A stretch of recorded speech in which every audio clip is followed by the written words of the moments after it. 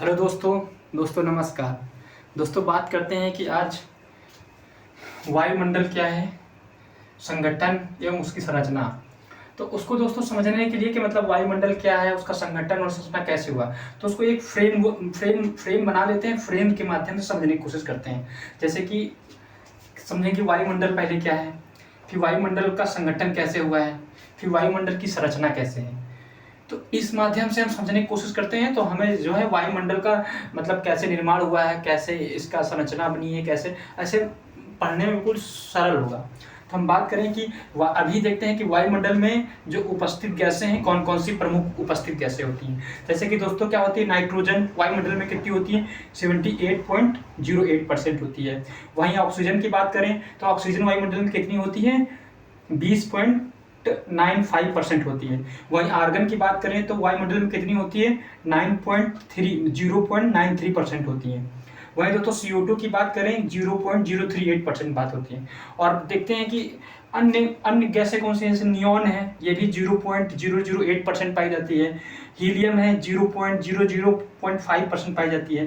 Krypton की बात करें तो ये भी 0.0001% पाई जाती है। तो अगर दोस्तों बात करें कि प्रमुख गैसों की, तो प्रमुख गैसें यही हैं। नाइट्रोजन जो कि 78% पाई जाती है। ऑक्सीजन है जो कि 20% पाई जाती है समथिंग। आर्गन है जो 0.93% पाई जाती हैं। और CO2 जो है 0.3% पाई जाती है। दोस्तों जो CO2 है ये 0.3% पाई जाती है, लेकिन ये वायुमंडल में जैसे पाई जाती है, अगर प्राकृतिक रूप से पाई जाती है, क्योंकि ये इंपॉर्टेंट है। ये जो CO2 गैस है प्राकृतिक रूप से जो है वो तो कोई दिक्कत नहीं, लेकिन अगर इसी गैस में जब मैन मेड इंटरफेयर कर देता है, लेकिन मनुष्य जब हस्तक्षेप करना शुरू करता है, तब ये गैस क्या हो जाती है, हानिकारक हो जाती है हमारे लिए। जैसे कि पहले क्या होता था, जैसे मनुष्य मतलब ऑटोमेटिक प्राकृतिक रूप से CO2 उत्पन्न हो रही, फिर खत्म हो रही, एक चक्र CO2 चक्र बन जाता है, चलता रहता है। लेकिन जब मनुष्य इसमें क्या होता है, गाड़ियों के द्वारा प्रदूषण फैलाने लगता है, कारखाने के द्वारा चलाने लगता है, जीवाश्म ईंधन का बड़ी मात्रा में कोयला का दहन करने लगता है, तब इससे जो कार्बन डाइऑक्साइड उत्पन्न होती है वो हमारे लिए क्या होती है, हानिकारक होती है। तो बात करें कि दोस्तों वायुमंडल क्या है, उसकी समझने की कोशिश करते हैं। तो वायुमंडल समझने की कोशिश करते हैं कि क्या है वायुमंडल। तो हम समझ लेते हैं कि वायुमंडल है क्या। तो वायुमंडल की बात करें कि जैसे दोस्तों ये क्या है, पृथ्वी है। ये क्या है, पृथ्वी है। तो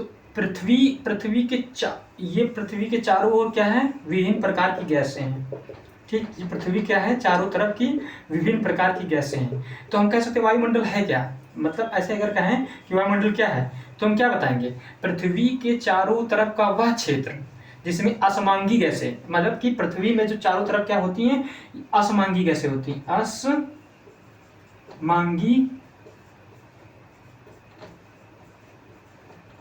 गैसों का मिश्रण होता है। क्या होता है दोस्तों, मतलब पृथ्वी के चारों ओर का वह क्षेत्र जो विभिन्न प्रकार की असमांगी गैसों के मिश्रण से बना होता है, उसी को क्या बोलते हैं, वायुमंडल बोलते हैं। जो कि विभिन्न परतों के द्वारा हम लोग अभी बाद में समझते हैं कि जैसे क्या होता है, क्षोभ मंडल, संताप मंडल, मध्य मंडल, आयन मंडल, बहिर्मंडल, ये डिसाइड होते हैं कि मतलब इनके ये वायुमंडल है। तो ये क्या, पृथ्वी के चारों ओर जो विभिन्न प्रकार की गैसें होती हैं, उनकी असमांगी गैसों के मिश्रण को क्या बोलते हैं, वायुमंडल बोल देते हैं। अब दोस्तों समझते हैं कि विभिन्न प्रकार की गैसें कौन कौन सी हैं, तो उसके बाद समझने की कोशिश करते हैं।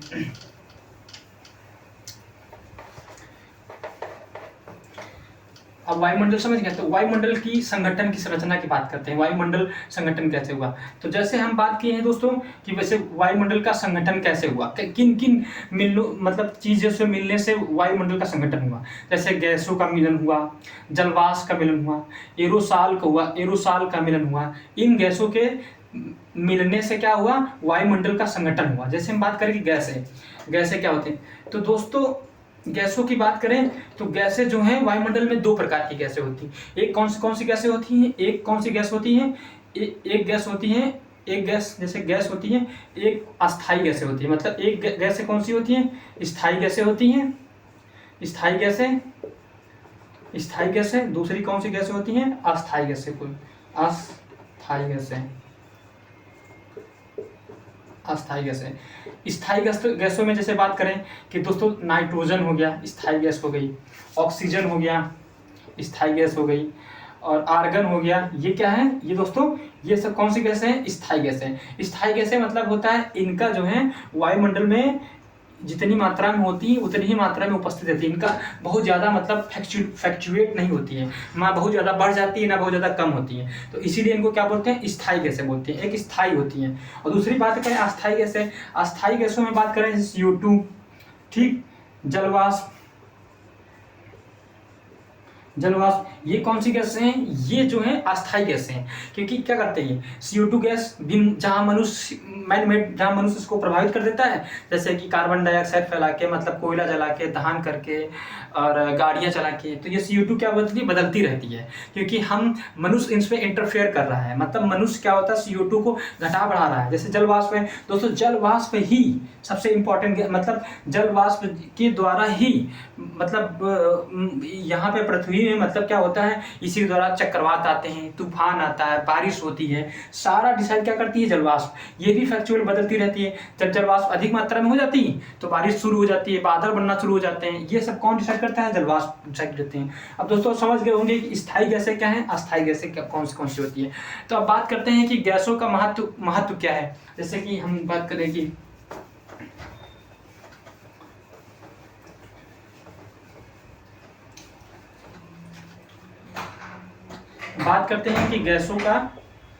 गैसों का महत्व क्या है। जैसे कि हम नाइट्रोजन की बात कर रहे हैं दोस्तों, नाइट्रोजन गैस क्या महत्व है दोस्तों, नाइट्रोजन गैस क्या करती है, पौधों के लिए इंपॉर्टेंट होती है, पौधों द्वारा इनको क्या, पौधों को पोषण मिलता है, पेड़ पौधे सब नाइट्रोजन की उपस्थिति में अपना मतलब प्रोसेस काम करते हैं, पेड़ों के लिए इंपॉर्टेंट होता है। फिर क्या होती है दोस्तों, ये नाइट्रोजन गैस और क्या करती है, ये गैस जो है दहन को नियंत्रित करती है, मतलब ऑक्सीजन जैसे क्या करती है, दहन मतलब ऑक्सीजन जैसे नाइट्रोजन क्या करती है, ये दहन की मात्रा को नियंत्रित करती है, दहन की मात्रा को नियंत्रित करती है, कौन सी गैस, नाइट्रोजन गैस। तो ये बहुत इंपॉर्टेंट गैस है, तो पहली गैस है। और भी इसके काम होते हैं, इसी के द्वारा पेड़ पौधे, जैसे कि हम बोलते हैं कि जितने जैसे कि मोटे अनाज वाले जो पेड़ पौधे जितने मोटे अनाज वाले होते हैं, इसी द्वारा नाइट्रोजन द्वारा ही नाइट्रेट के रूप में भोजन अपना वो बनाते हैं। फिर दूसरा क्या होते हैं, फिर अगर बात करें कि ऑक्सीजन की, तो ऑक्सीजन के तुम लोग दोस्तों जानते हो, इसको इस ऑक्सीजन गैस को क्या बोलते हैं, प्राणदायिनी गैस बोलते हैं। किस नाम से जानते हैं, प्राणदायिनी गैस के नाम से जानते हैं। जितने जैसे कि मनुष्य हो गया, जितने जीवधारी हैं सब क्या करते हैं, ऑक्सीजन लेते हैं, तो ये प्राणदायिनी गैस इसलिए बोलते हैं, ऑक्सीजन लेते हैं। ये ऑक्सीजन का निर्माण कैसे होता है, प्रकाश संश्लेषण की उपस्थिति में फिर ऑक्सीजन का निर्माण होता है, ठीक है। तो ये क्या है, प्राणदायिनी गैस, ठीक, जितने भी जीवधारी हैं उनके लिए सब इम्पोर्टेंट हैं, ठीक। और ये कैसे बनती है, प्रकाश संश्लेषण के द्वारा बनती है। कैसे बनती है, प्रकाश संश्लेषण के द्वारा बनती है ये, ठीक। तो अब उसके बाद समझ गए होंगे। फिर क्या होती है, CO2 की बात करें दोस्तों, CO2 गैस दोस्तों मैंने पहले भी बताया, आप भी बता रहे हैं, ये कोई मतलब जब तक इसमें मनुष्य इंटरफेयर नहीं करता है तब तक ये हानिकारक गैस नहीं है। ऐसे अगर प्राकृतिक रूप से क्या होता है, एक चक्र बन जाता है, CO2 आती है, जैसे क्या होते हैं, जैसे हम लोग क्या करते हैं, मनुष्य क्या करता है, CO2 को क्या करता है, छोड़ता है, तो पेड़ पौधे क्या करते हैं, ग्रहण करते हैं, फिर उसके द्वारा क्या बनाते हैं, प्रकाश संश्लेषण करते हैं, फिर प्रकाश संश्लेषण के द्वारा क्या होता है, पौधों का भोजन बनाते हैं अपना, और फिर क्या ऑक्सीजन रिलीज हो जाती है। तो ये एक सही मतलब एक प्रोसेस जो है चक्र चलता रहता है, लेकिन जब इसमें मनुष्य आ जाता है तब ये गैस क्या हो जाती है, हानिकारक हो जाती है। कैसे CO2 की उपस्थिति में प्रकाश संश्लेषण होता है, बात करें कि CO2 प्लस H2O ये मिलकर क्या कराती हैं, यहां से प्रकाश संश्लेषण मिलता है इसको, फिर क्या होता है, क्लोरोफिल की उपस्थिति में क्या बनता है, C6 क्या बनता है, C6H12O6 plus O2 oxygen release होती है, प्लस H2O बन जाता है। क्या बन जाता है, H2O बन जाता है। ये क्या होता है, ये प्रकाश संश्लेषण क्रिया से पूरा होता है दोस्तों। अब बात करें कि ये हो गया, अब जल वाष्प की बात करते हैं, या फिर उससे पहले हम कौन सी गैस की बात कर लेते हैं, ओजोन की दोस्तों बात कर लेते हैं। कौन सी गैस की बात कर लेते हैं, ओजोन की। ओजोन गैस क्या करती है, O3 गैस दोस्तों। ये क्या करती है, ये गैस बहुत इंपॉर्टेंट गैस है। ये क्या करती है, अगर ये गैस समताप मंडल में है, समताप मंडल, ये समताप मंडल में जो सूर्य से जो परावैंगनी किरणें आती हैं उनको क्या करती है, यही अवशोषित करती है। लेकिन ये बहुत इंपॉर्टेंट, अगर ये गैस मतलब ओजोन गैस ऊपर ना हो, मतलब ओजोन परत, ये परत भी पाई जाती है समताप मंडल में, अगर वो ना हो तो पृथ्वी पे जो अल्ट्रावायलेट किरणें आए तो हमारी त्वचा के लिए हानिकारक हो जाएगी, आंखों के लिए हानिकारक हो जाए, जानवरों, एनिमल्स, मतलब बहुत लोगों के लिए हानिकारक हो सकती है। लेकिन इसी द्वारा ये क्या करती है, हमारी वो जो अल्ट्रावायलेट किरणें होती हैं उसको क्या कर लेती है, वहाँ पे रोक लेती है। वो अल्ट्रावायलेट किरणें तुमको दोस्तों जानते हो जैसे कि ये समताप मंडल है, तो ऊपर से आती हैं सूर्य के द्वारा, ए के रूप में आती हैं, बी के रूप में आती हैं, तो सी के रूप में आती हैं। तो जो सी वाली है उसको ये ओजोन परत क्या करती है, ये बिल्कुल रोक देती है, ऊपर है। लेकिन ए वाली है वो कम हानिकारक होती है तो ये पृथ्वी पे आने देती है, बी वाली उससे कम हानिकारक होती है तो यहीं पे रोक देती है, ये बी वाली को, ठीक, ये रोक देती हैं। लेकिन अगर यही गैस ओजोन वायुमंडल में यानी कि क्षोभ मंडल में पाई जाती है निचली परतों में, तब ये मनुष्य के लिए हानिकारक हो जाती है। तो आई होप समझ गए होंगे कि ओजोन परत एक को बोलते हैं गुड ओजोन, एक को क्या बोलते हैं बैड ओजोन्स, ठीक। अब तीसरी गैस की बात है, ओजोन हो गया। अब बात करेंगे जलवाष्प की दोस्तों, ठीक। बात करते हैं जल वाष्प गैस की दोस्तों। इस गैस से ही, जल वाष्प गैस से ही हमारे वायुमंडल, हमारे मतलब पृथ्वी पे जितनी बारिश होती है, तूफान आते हैं, चक्रवात बनते हैं, यही इसी गैस की वजह से। क्योंकि ये गैस क्या होती है, ये गैस मतलब यही डिसाइड करती है कि जितनी मात्रा में जलवाष्प होगी, और ये भी कौन सी गैस है, ये अस्थायी गैस है, यही बदलती रहती है। जब जलवाष्प की मात्रा अधिक हो जाती है तो क्या होता है, कंडेंसेशन होता है। जैसे जलवाष्प की मात्रा अधिक हो जाती है तो अधिक होने से कंडेंसेशन होगा, बादल बनेगा, बारिश होगी, सब इसी से होता है। चक्रवात भी इसी से डिसाइड होता है। और ये क्या होती है, ये भी एक ग्लोबल वार्मिंग गैस है। इसको क्या बोलते हैं, ग्रीन हाउस गैस भी बोल सकते हैं, इसको ग्रीन हाउस गैस इसको भी बोल सकते हैं दोस्तों। ये भी गैस ग्रीन हाउस गैस है ये। और दूसरी बात क्या है, ये पृथ्वी को जो है, एक जैसे ये पृथ्वी है, ये पृथ्वी के चारों तरफ को कम्बल की भांति इसको घेरे हुई है। ये क्या करती है, कम्बल की भांति पृथ्वी को घेरे हुई है। ये भी क्या करती है, अगर ये जैसे कि यहाँ से सूर्य है, अब ये सूर्य है, सूर्य से जो मतलब शॉर्ट वेव आती है इसको तो आने देती है पृथ्वी पर, ठीक। सूर्य को जो शॉर्ट वेव होती है इसको आने देती है यहाँ पे पृथ्वी को गर्म करती है। यहाँ के बाद से जहाँ से जो दीर्घ वेव जाती हैं, इस दीर्घ वेव इसको क्या करती है, यहाँ पे रोक लेती है, यहाँ पे रोक के फिर पृथ्वी को वापस कर देती है। तो इसीलिए क्या कहता है, पृथ्वी का औसत टेम्परेचर क्या होता जा रहा है, औसत टेम्परेचर बढ़ता जा रहा है। इसीलिए इसको कौन सी गैस बोल देते हैं, ग्रीन हाउस गैस बोल देते हैं। या फिर ये ग्लोबल वार्मिंग भी बढ़ाने के लिए महत्वपूर्ण गैस है, मतलब ये ग्लोबल वार्मिंग को भी बढ़ाती है ये गैस, ठीक। ये हो गया। फिर बात करें दोस्तों एरोसॉल भी होता है, इंपॉर्टेंट होता है। ये कहता है कड़ी प्रदूषण को, मतलब इसके द्वारा जो है प्रकाश को, जैसे कि बात करते हैं, अब गैस जलवाष्प हो गया, अब एक बचा एरोसॉल। ये क्या करता है दोस्तों, ये भी वायुमंडल में जो इसके छोटे छोटे कण होते हैं इनके द्वारा, इसका भी बहुत काम है। देखो ये बहुत कुछ चीजें डिसाइड करता है। जैसे बड़ी मात्रा में एरोसॉल हो जाए तो ऊपर से जो सूर्य आएगा, सूर्य के प्रकाश को क्या करेगा, परिवर्तित कर देगा, बड़ी मात्रा में क्या कर देगा, परिवर्तित करेगा। जिससे क्या होगा, जिससे क्या हो सकता है, जो वहां पे सूर्य जो आ रहा है, मतलब सूर्य की किरणें आ रही हैं, ग्लोबल वार्मिंग जो गैसें हैं उसके पृथ्वी के टेम्परेचर को कम करने में महत्वपूर्ण योगदान दे सकती हैं। अभी दोस्तों अगर एक बात करें कि अभी करंट का मुद्दा है, 2-3 दिन पहले की बात है कि मतलब विभिन्न प्रकार के साइंटिस्टों ने मिलकर एक खोज लगाई है। उस खोज में बताया गया है कि जो पृथ्वी का टेम्परेचर बढ़ रहा है उसको कैसे कंट्रोल किया जा सकता है। तो पहले वाली जो टेक्नोलॉजी थी कि एरोसॉल कर दो, ये कर दो, वो कर दो, फिर अब लोगों ने कहा कि पृथ्वी है, जो से ये पृथ्वी है, क्या है, ये पृथ्वी है। अब पृथ्वी के चारों तरफ अगर हीरे का, मतलब जो हीरा है,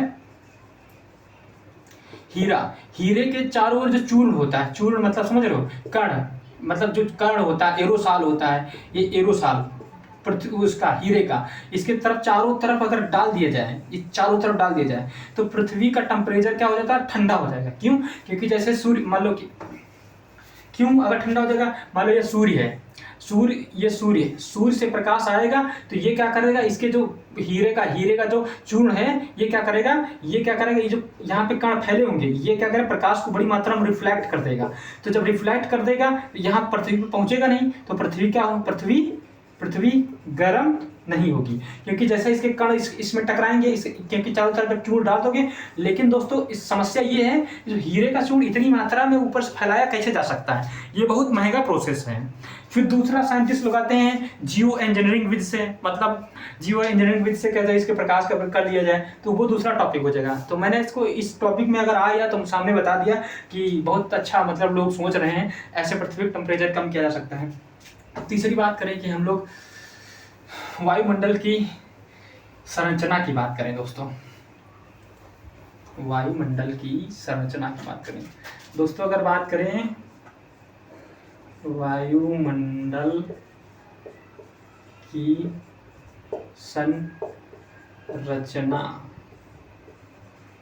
के बारे में, दोस्तों संरचना के बारे में बात करें दोस्तों, वायुमंडल की संरचना से अभी आधुनिक तौर से जो आधुनिक वैज्ञानिकों ने मतलब अध्ययन किया, तो लगभग एक से मतलब लगा के, मतलब जहाँ से वायुमंडल शुरू होता है वहाँ से लगभग 29, 30 या 35 किलोमीटर तक अध्ययन किया है। उसके आधार पे अगर देखा जाए तो वायुमंडल जो है इसकी दो विशेषताएं हैं, मतलब एक तापीय विशेषता के आधार पर इसको दो भागों में डिवाइड किया जा सकता है। क्या एक कुछ वैज्ञानिक कहते हैं तापीय विशेषता पर, तापीय विशेषता, और दूसरे कुछ लोग कहते हैं रासायनिक विशेषता के आधार पर। रासायनिक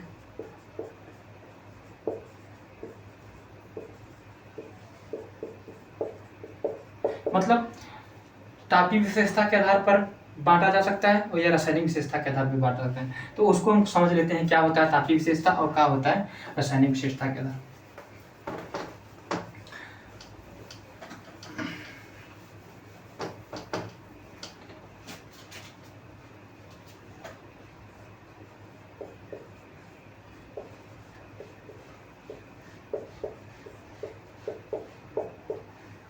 दोस्तों इसके आधार पर अगर वायुमंडल को बांटा देखा जाए तो वायुमंडल कितने परतों में पाया जाता है। नंबर 1 क्षोभ मंडल, दूसरा क्या है संताप मंडल, तीसरा क्या है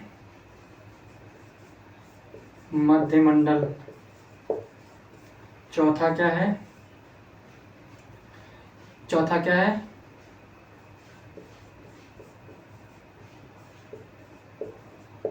आयन मंडल, या इसी को दो भाग में बांट देते हैं। और पांचवा क्या है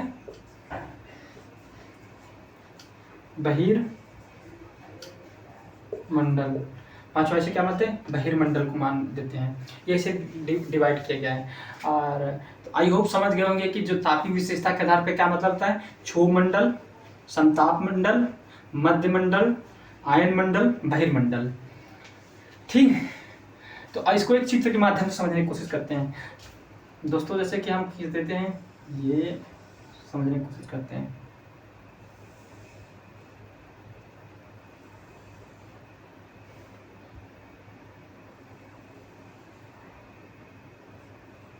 अठारह किलोमीटर 8 से या 9 किलोमीटर, दूसरा है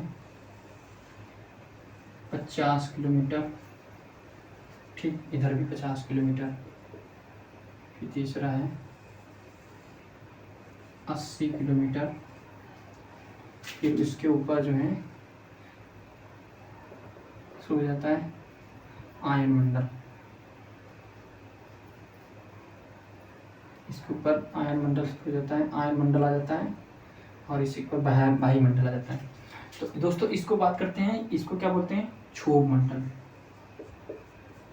क्षोभ मंडल ये कौन सा है, ये समताप मंडल, ये कौन सा है मध्य मंडल, और ये कौन सा है आयन मंडल। दोस्तों आयन मंडल इसको बोलते हैं, और इसको क्या बोलते हैं, ताप मंडल।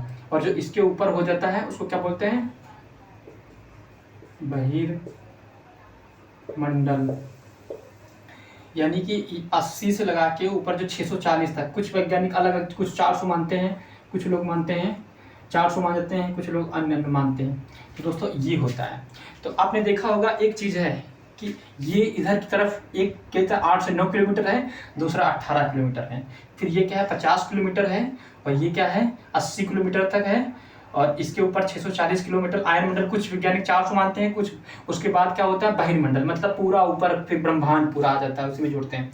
तो इसको समझते हैं। अगर बात करें कि ये 809 किलोमीटर क्यों है और ये 18 किलोमीटर क्यों है, ये बहुत इंपॉर्टेंट है दोस्तों इसको समझने के लिए, कि मतलब क्यों ऐसा मतलब समझा जाता है कि ये 8 से 9 किलोमीटर है जबकि ये 18 किलोमीटर है। लेकिन उससे पहले एक चीज़ और समझ लेते हैं दोस्तों। जैसे जैसे हम देखते हैं, जैसे जैसे हम पृथ्वी के ऊपर जाते हैं, जैसे जैसे हम पृथ्वी के ऊपर जाते हैं, तो क्या होता है, मतलब 165 मीटर पर 1 डिग्री सेंटीग्रेड टेम्परेचर क्या हो जाता है, कम हो जाता है। 1000 मीटर पे कितना हो जाता है, 6.5 डिग्री, मतलब टेम्परेचर क्या हो जाता है, कम हो जाएगा। तो हम ये जैसे हम मतलब शुरुआत यहाँ से करेंगे, तो जैसे जैसे हम ऊपर जाएंगे तो क्या जाएगा, यहाँ का टेम्परेचर क्या जाएगा, घटता हुआ जाएगा। तो यहाँ का माइनस टेम्परेचर कैसा रहेगा, माइनस में रहेगा।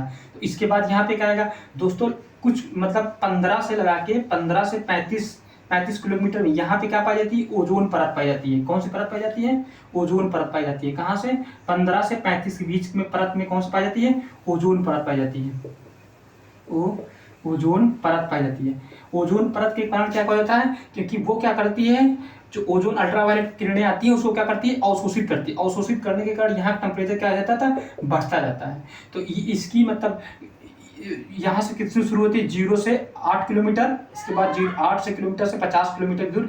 और इसमें टेम्परेचर कैसा होता है, ये टेम्परेचर इसमें माइनस में, घटते हुए क्रम में होता है। इसमें किसमें, जो समताप मंडल होता है उसमें प्लस में होता है, फिर ऊपर जाता है उसमें क्या होता है, माइनस में शुरू हो जाता है। यहाँ पे टेम्परेचर कितना होता है, ये 50 से लेकर 80 किलोमीटर के बीच में होता है। कितना होता है, 50 से 80 किलोमीटर के बीच में होता है। और इसका टेम्परेचर कैसा होता है, माइनस में होता है। क्यों माइनस में होता है, क्योंकि आपको मैंने बताया जैसे जैसे ऊपर जाओगे उसका टेम्परेचर क्या हो जाएगा, घटता हो जाएगा। 165 मीटर में टेम्परेचर क्या होगा, कम जाएगा, तो ये भी माइनस में हो जाएगा। लेकिन इसका क्यों नहीं घट रहा है, इसका प्लस हो रहा है। इसका रीजन ये है कि यहाँ पे ओजोन परत पाई जाती है। क्या पाई जाती है, ओजोन परत। ओजोन परत के कारण क्या होता है, वो अल्ट्रावायलेट किरणें आती है, यहाँ पे अवशोषित कर लेती हैं। जब ओजोन परत अवशोषित कर लेती है तो यहाँ का समताप मंडल का क्या हो जाता है, टेम्परेचर क्या हो जाता है, बढ़ जाता है। इसीलिए यहाँ पे क्या हो जाता है, प्लस मतलब प्लस में पाया जाता है, मतलब टेम्परेचर मतलब अधिक होता है यहाँ, और यहाँ जबकि यहाँ पे माइनस में होता है। ठीक। और दूसरा बात करें कि फिर ऊपर आ जाता है। ऊपर ये क्या है, ये आयन मंडल दोस्तों है। यहाँ ये आयन मंडल है। आयन मंडल यहाँ मतलब विद्युत आवेशित कण पाए जाते हैं, ऐसे ऐसे कण जो पाए जाते हैं, विद्युत आवेश प्लस माइनस टक्कर करते हैं। और जो कण होते हैं, आवेश होते हैं, वो आपस में टकरा के क्या करते हैं, प्लस माइनस, यहाँ का टेम्परेचर क्या कर देते हैं, पॉजिटिव कर देते हैं। तो यहाँ का भी टेम्परेचर क्या होता है, पॉजिटिव पाया जाता है। उसके बाद दोस्तों क्या होता है, बहिर्मंडल शुरू हो जाता है। तो समझ गए ये बहिर्मंडल। लेकिन उससे पहले आप लोग आई होप समझ गए होंगे कि पूछा जाएगा एक सवाल कि किस मंडल में टेम्परेचर मतलब माइनस में पाया जाता है या किस मंडल में टेम्परेचर प्लस पाया जाता है। ऐसे क्वेश्चन बन जाएगा, निम्नलिखित में से किस मंडल का टेम्परेचर जो है पॉजिटिव पाया जाता है या निगेटिव पाया जाता है। तो दे देगा क्षोभ मंडल, समताप मंडल या मध्य मंडल। तो तुमको बताना रहेगा कि अगर हम क्षोभ मंडल है तो यहाँ टेम्परेचर क्या हो जाता है, माइनस में पाया जाता है। और जबकि समताप मंडल का टेम्परेचर कैसा पाया जाता है, प्लस में पाया जाता है। और समताप मंडल प्लस में क्यों पाया जाता है, तो आप लोग समझ ही गए होंगे कि ओजोन परत अवशोषण करती है, ठीक है, कि अल्ट्रावायलेट किरणों को, तो वहाँ का टेम्परेचर इसलिए प्लस में पाया जाता है। दूसरी बात, एक बात और बात करते हैं कि ये देखो, ये क्या है, एक सीमा है, क्षोभ सीमा है। ये क्या है, ये एक क्षोभ सीमा है। मतलब तो ये सीमा मतलब नहीं, एक मान लो जोन होता है। ये जोन मतलब कितना मोटाई इसकी होती है, लगभग ये क्या होती है, 1 से 1.5 किलोमीटर की मोटाई होती है। तो ये भी एक सीमा है, क्षोभ सीमा। इसी तरह यहाँ ऊपर जब जाओगे, ये यहाँ के ऊपर यहाँ पे एक सीमा पाई जाती है। इस सीमा को क्या नाम है, ये सीमा जो है ये समताप सीमा पाई जाएगी। इसी तरह ये जो सीमा पाई जाएगी यहाँ से, ये भी एक सीमा मतलब मध्यमंडलीय सीमा पाई जाती है। इनके नाम है, अभी मैं बताता हूँ क्या क्या नाम है। इसी प्रकार के ये एक सीमा पाई जाती है। तो हम अगर उसको समझें कि कौन कौन सीमा है, कौन कौन क्या है, तो समझ लेते हैं कौन कौन सीमा क्या क्या नाम है। तो अगर बात करें कि क्षोभ सीमा का क्या नाम है, इसको इस जो सीमा का नाम क्या बोलते हैं, ट्रोपोपाज। कौन से नाम बोलते हैं, ट्रोपोपाज, ट्रोपोपाज। इसको क्या बोल देते हैं, ये समताप वाली सीमा क्या बोल देते हैं, नाम बोल देते हैं स्ट्रेटोपॉज। इसको क्या बोल देते हैं, स्ट्रेटो। इस सीमा को क्या नाम बोल देते हैं, स्ट्रेटोपॉज।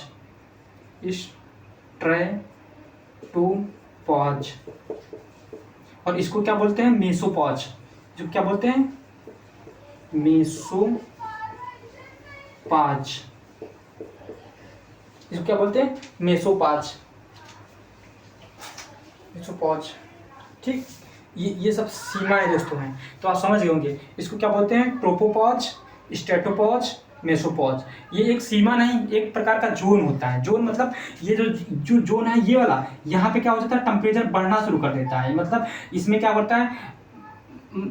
होता है माइनस का, मतलब जैसे इसमें क्या होता है, माइनस का भी होता है और प्लस का भी होता है। तो यहाँ पे टेम्परेचर क्या होता है, एक स्थिर होता है, ना इसमें माइनस होता है ना प्लस होता है। इसी प्रकार इसमें स्ट्रेटोपॉज में होता है। ये भी एक क्या है, सीमा है, जिसको बोलते हैं एक जोन है। मतलब 1 से 1.5 किलोमीटर के बीच में क्या हो जाता है, एक जोन पाई जाती है। फिर इसी प्रकार इसको मेसो जोन पाई जाती है। इसी प्रकार इसको थर्मो सीमा पाई जाती है। ये वाली जो जोन इसको बोलते हैं। ठीक, ये बात है। तो आई होप आप लोग समझ गए होंगे कि क्या है। अगर एक चित्र दूसरा बनाए तो समझने के लिए तो बहुत अच्छा होगा। उसके पहले अगर आप जानना होगा कि ये 8 से 9 किलोमीटर क्यों पाई जाती है, जबकि ये 18 किलोमीटर पाई जाती है। इसके बारे में बात करते हैं।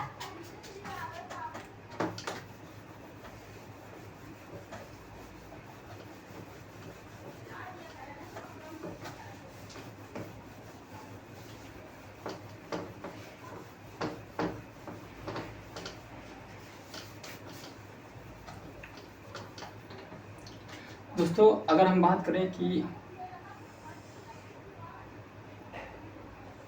ये क्या है, पृथ्वी है, ये क्या है, पृथ्वी है।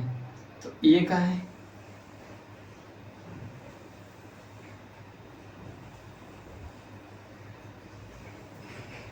तो हम क्या कहते हैं, ये कौन सा मंडल है,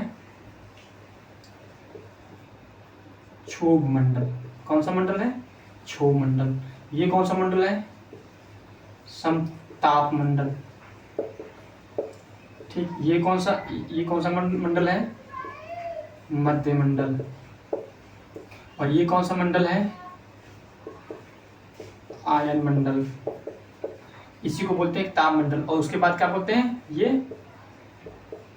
बहिर मंडल। ये तो दोस्तों हम इसको समझते हैं कि मतलब उस चित्र में हमने देखा था कि ये मतलब ये ऐसे है और ये 8 से 9 किलोमीटर है, 8 से 9 किलोमीटर है, और जबकि ये कितना सी 18 किलोमीटर थी। तो उसको समझने की बात करते हैं। जैसे दोस्तों बात करें कि ये पृथ्वी है, पृथ्वी पे ये पृथ्वी है और ये क्या है, इक्वेटर है। मान लो इसको क्या मान लेते हैं, इक्वेटर। पृथ्वी के आप लोग जानते हो कि ये पृथ्वी है, पृथ्वी के बीचों बीच से कौन सी रेखा गुजरती है, इक्वेटर, मतलब भूमध्य रेखा गुजरती है। कौन सी रेखा, भूमध्य रेखा गुजरती है, इक्वेटर। इसको विषुवत रेखा भी बोल देते हैं, इसको विषुवत रेखा भी बोलते हैं। ठीक, जैसे है तो विषुवत रेखा पे तुमको जानते हो कि सूर्य क्या होता है, चारों मतलब हमेशा क्या होता है, बिल्कुल सीधा ऊर्ध्वाधर पड़ता है। इसके लिए इस यहाँ पे क्या होता है, बहुत ज़्यादा गर्मी पड़ती है। जो ये वाला क्षेत्र होता है ये बहुत ज़्यादा गर्मी वाला क्षेत्र है, और इसके पड़ने के कारण क्या होती है, बहुत संवहनी गैसें उत्पन्न होती हैं। जैसे जो चीज़ तुमको पता है जब गर्म होगी वो क्या होगी, हल्की होगी,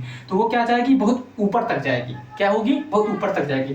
तो ये क्या है, पृथ्वी है। पृथ्वी के बीचों बीच में जो इक्वेटर है वहाँ पे क्या होती है, सूर्य बिल्कुल खड़ा पड़ता है। खड़े मतलब ऊर्ध्वाधर पड़ता है। ऊर्ध्वाधर पड़ने के कारण क्या होता है, वहाँ पे गर्मी बहुत होती है, और गर्मी बहुत होती है तो संवहन धाराएं वहाँ उत्पन्न होती हैं। तो वो क्या करती है, जो चीज़ गर्म होगी वो क्या होगी, हल्की होगी, हल्की होगी तो ऊपर जाएगी। तो यहाँ पे इसलिए ये क्या है, बहुत ऊपर तक चली जाती है, लगभग 18 किलोमीटर तक पहुँच जाती है। कौन, ये वाली जो क्षोभ मंडल था। लेकिन ये ध्रुव है, ये पे क्या था, मतलब ऊपर क्या है, ध्रुव है। ये क्या है, यहाँ पे ठंड पड़ती है। ठंड पड़ने के कारण क्या होती है, जैसे कि देखो गर्मियों में भी वहाँ का टेम्परेचर क्या होता है, माइनस में होता है, मतलब ऊपर की तरफ, मतलब ध्रुवों पे। ध्रुवों पे क्या होता है, मतलब गर्मियों में भी वहाँ का टेम्परेचर क्या होता है, माइनस में होता है। इसलिए यहाँ क्या होती है, जो भारी होती हैं हवाएं, क्योंकि हल्की जो गर्म होगा वो हल्का होगा, लेकिन जो भारी होगा टेम्परेचर यहाँ पे बहुत कम होगा तो यहाँ बर्फ पड़ती है, वो क्या होगा, भारी होगा, वहाँ की हवाएं क्या होंगी, भारी होंगी।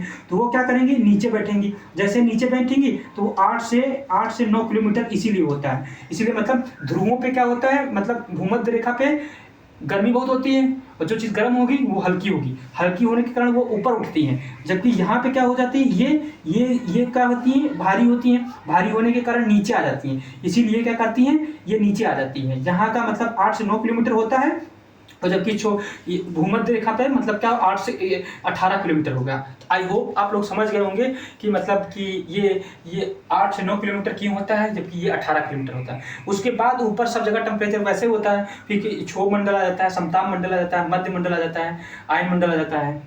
ठीक, तो आई होप समझ गए होंगे। अब बात कर लेते हैं एक एक मंडल के बारे में, बात करते हैं कि क्षोभ मंडल क्या है, सप्तनाम मंडल में क्या होता है, मध्य मंडल में क्या होता है, आयन मंडल में क्या होता है, अरोरा ऑस्ट्रेलाइस क्या है, अरोरा बोरालिसिस क्या है, इसके बारे में समझते हैं।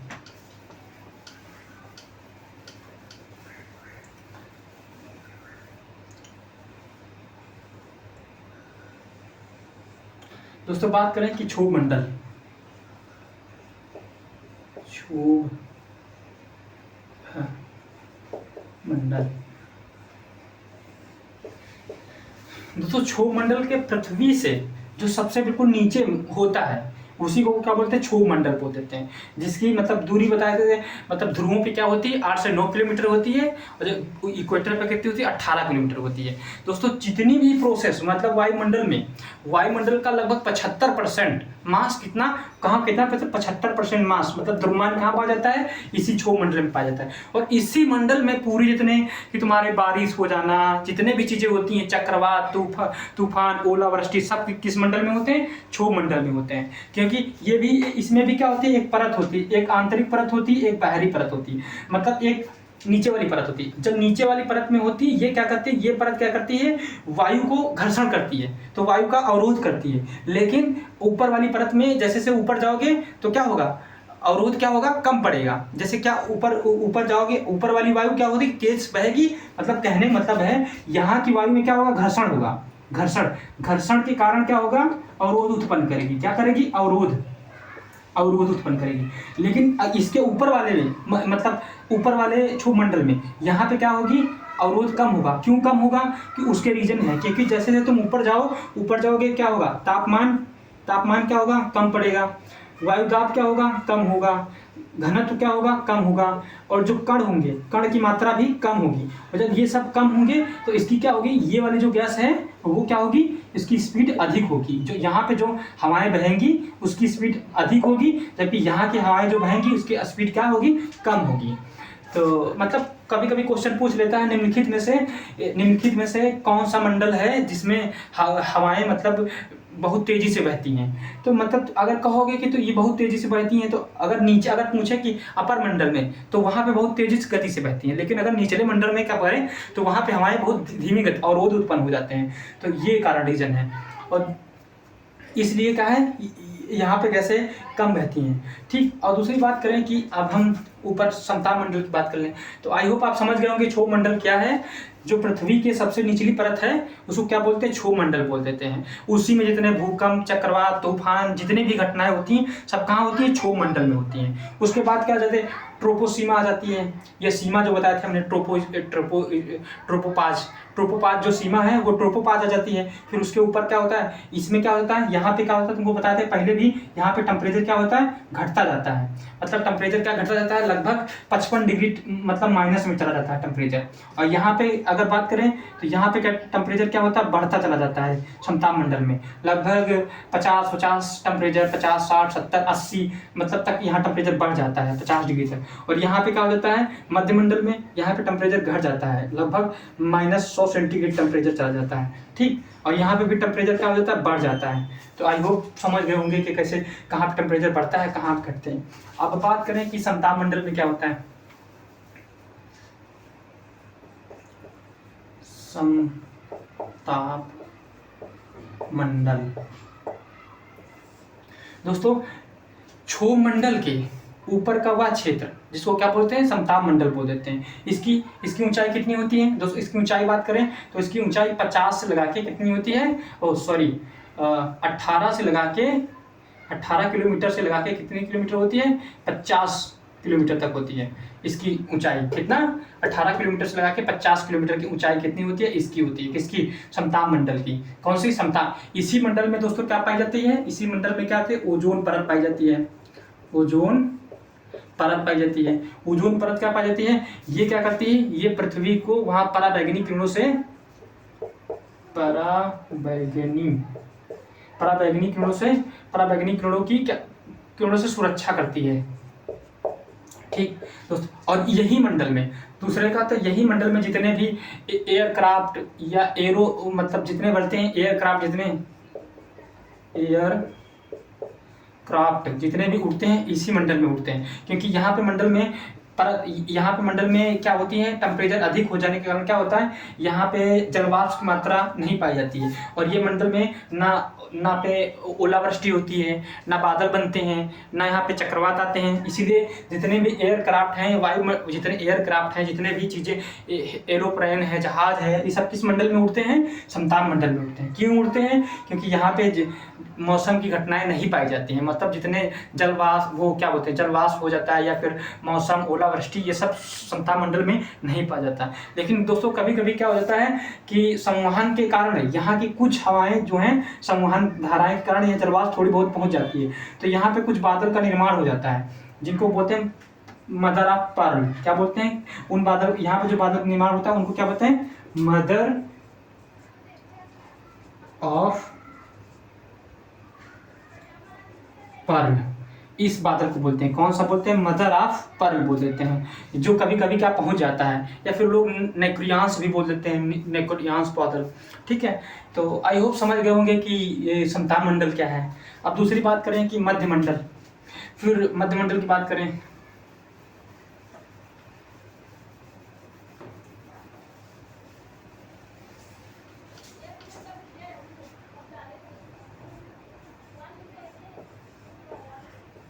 मध्यमंडल दोस्तों, मध्यमंडल बात करें दोस्तों, मध्यमंडल क्या होता है, मध्यमंडल भी जैसे ऊपर जाओगे तो यहाँ का टेम्परेचर क्या हो जाता है, माइनस में बढ़ता चला जाता है। ठीक, ये इसमें कुछ ज़्यादा बताने की बात है ही नहीं, मध्यमंडल क्या होता है, बस इसके ये ध्यान देना। इसकी ऊंचाई कितनी होती है, इसकी ऊंचाई दोस्तों कितना, 50 से लगा के 80 किलोमीटर होती है। कितनी, 50 से लगा से 80 किलोमीटर में होती है। और इसका टेम्परेचर कैसा होता है, माइनस में होता है, माइनस लगभग 100 सेंटीग्रेड माइनस में चला जाता है। इसका मध्यमंडल का, जो मध्यमंडल है उसका टेम्परेचर कितना जाता है, माइनस में 80 किलोमीटर में चला जाता है। अब दोस्तों बात करें आयनमंडल के। आयनमंडल बहुत इंपॉर्टेंट है, ठीक, हर चीज़ के लिए, क्योंकि कुछ अभी तक जितने भी पेपर होते हैं, क्षोभ मंडल, समताप मंडल में बहुत कुछ आता है, मध्यमंडल में क्या पता पूछ ले। तो बात करते हैं मध्यमंडल की।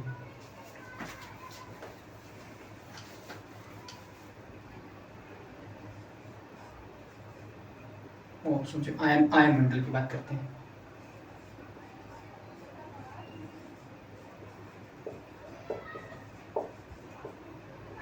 दोस्तों इसकी ऊंचाई कितनी होती है, दोस्तों इसकी ऊंचाई बात करते हैं 80 किलोमीटर से लगा के लगभग 640 किलोमीटर बोलते हैं। और इसी को बोल देते हैं तापमंडल भी बोल देते हैं, कभी कभी क्या बोल देते हैं, तापमंडल के दो पार्टों में डिवाइड कर देते हैं। क्या बोलते हैं,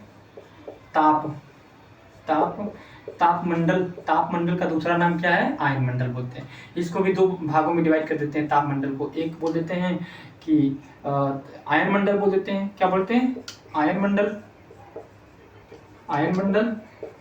और दूसरा क्या बोलते हैं, बहिर्मंडल बोल देते हैं इसको।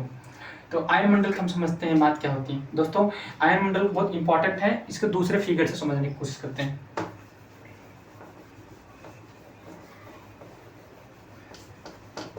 दोस्तों यहाँ का टेम्परेचर क्या होता है, प्लस में होता है। क्यों प्लस में होता है, क्योंकि यहाँ पे क्या होते हैं, आवेश मिलते हैं, प्लस माइनस आपस में टक्कर करते हैं आवेश। इस कारण क्या होता है, यहाँ का टेम्परेचर क्या होता है, प्लस में होता है, पॉजिटिव होता है। कहाँ के, आयन मंडल का।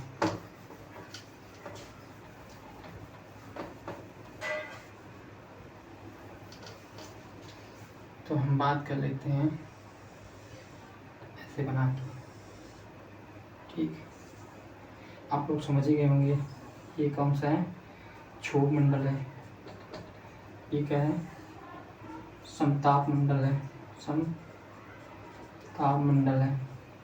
ये कौन सा है, मध्य मंडल है, मध्य मंडल है, ठीक। तो मध्य मंडल है। और उसके ऊपर कौन था, यही था आयन मंडल, ठीक।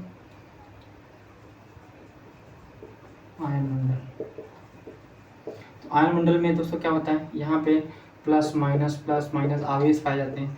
आवेश पाने के कारण क्या होता है, यहाँ पे टेम्परेचर क्या होता है, पॉजिटिव होता है। और जितना भी अपने यहाँ से मतलब क्या होता है, ये 80 किलोमीटर के ऊपर शुरू होता है, 80 किलोमीटर के ऊपर होता है, ठीक।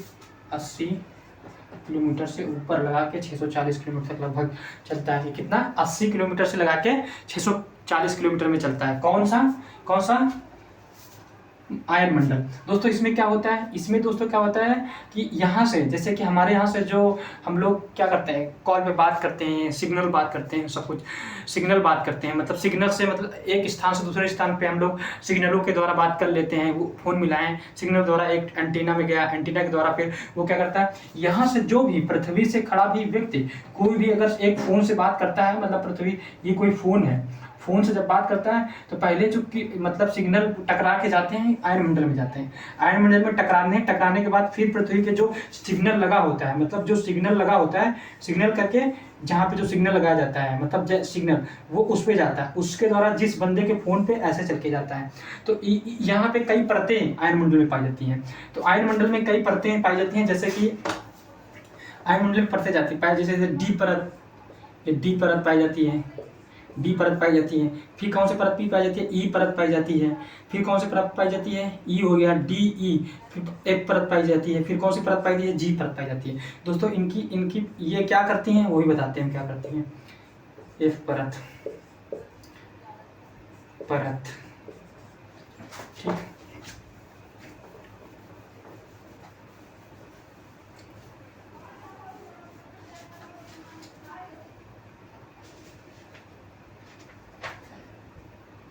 दोस्तों डी परत, इसका डी परत का विस्तार कितना होता है, 80 किलोमीटर से लगा के कितना होता है, लगभग 80 किलोमीटर से लगा के कितना होता है, लगभग 99 किलोमीटर तक होता है। कितना, 99 किलोमीटर तक। और ये क्या, ये दूसरे वाले 99 किलोमीटर से लगा के इसका परत कितना होता है,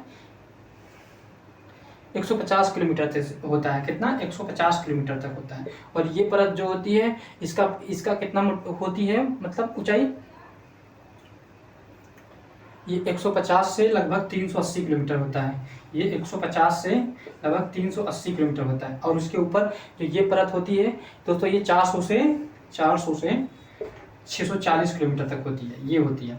तो जो ये परत होती है, तो हमने बताया था कि जैसे कि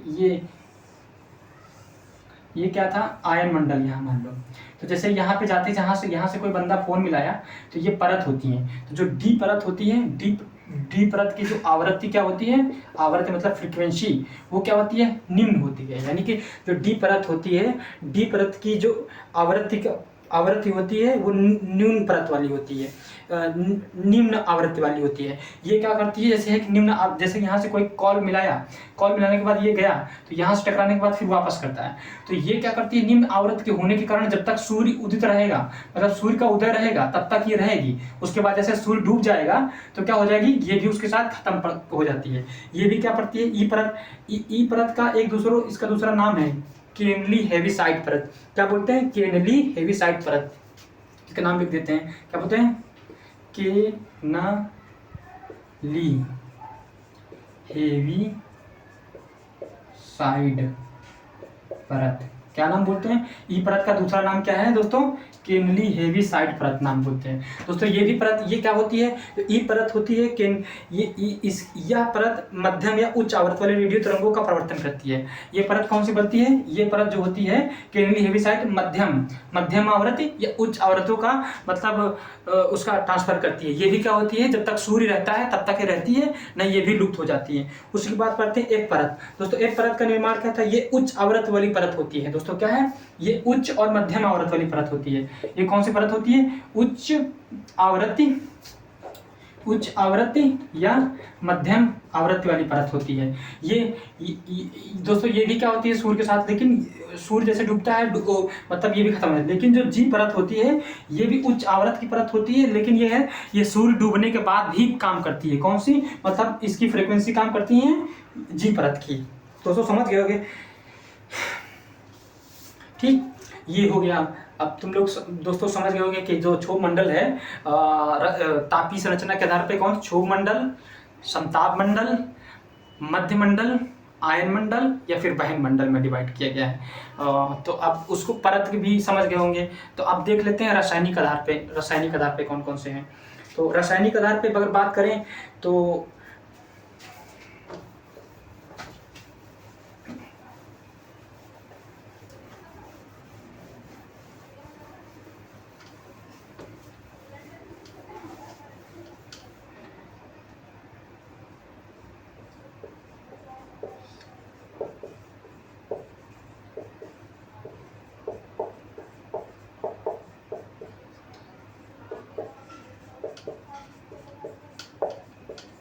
रासायनिक विशेषता के आधार पर, दोस्तों रासायनिक विशेषता के आधार पर पढ़ते हैं तो हम इसको क्या बोलते हैं, सममंडल। इसको किस भागों में बोलते हैं, सममंडल। अगर इसको डिवाइड करें तो किस में बांटेंगे हम, रासायनिक विशेषता के आधार पर सममंडल, और इसको किस में बांटेंगे, विषम मंडल। अभी हम लोग कहाँ पढ़ रहे थे, तापीय विशेषता के आधार पे। अब हम पढ़ रहे हैं कि रासायनिक विशेषता के आधार पे वायुमंडल का मतलब इसकी निर्माण कैसे हुआ है, संरचना कैसे बनी है। तो ये क्या है, सममंडल, और ये क्या है, विषम मंडल। तो दोस्तों सममंडल की बात करें तो इसमें कौन कौन आ जाता है, तो तुम्हारा क्षोभ मंडल इसी में आ जाएगा। कौन मंडल आ जाएगा, क्षोभ मंडल आ जाएगा, ठीक। और दूसरा कौन आ जाएगा, क्षोभ मंडल, समताप मंडल भी इसी में आ जाएगा, समताप मंडल भी इसी में आ जाएगा। तीसरा क्या है, मध्य मंडल भी इसी में आ जाएगा। और इसमें क्या, विषम मंडल, इस विषम मंडल में क्या, ताप मंडल आ जाएगा, ताप मंडल, और इसी में आयन मंडल आ जाएगा।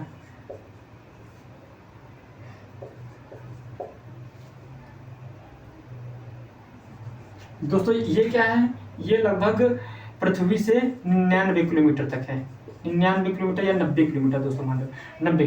ये जो है 90 किलोमीटर के आगे, ये जो है 90 किलोमीटर से लगा के लगभग 10,000 किलोमीटर है इसका। इसी में बहिर्मंडल सब कुछ आ जाता है, पूरा ब्रह्मांड आ जाता है। तो ये सब इसमें आ जाता है।